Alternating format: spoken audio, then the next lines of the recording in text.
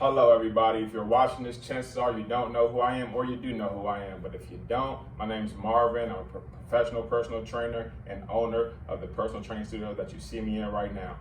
What I'm going to show you guys is a full body dumbbell high intensity workout.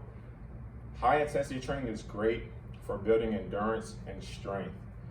This particular exercise and workout, we're only using dumbbells, and you're gonna do each exercise for 20 seconds. You're gonna do every single exercise I show you within this video and then take a rest between 30 and 60 seconds. You will not rest until you complete each exercise. And keep in mind, if you cannot do the full movement for 20 seconds straight, slow down or stop until you work your way up to it with time. But like I said in the beginning, this is a full body workout. So we're hitting every single muscle to build strength, endurance, and overall help you with your weight loss. So check it out, share with a friend after you do it to let them know how you felt after doing the routine. Here we go.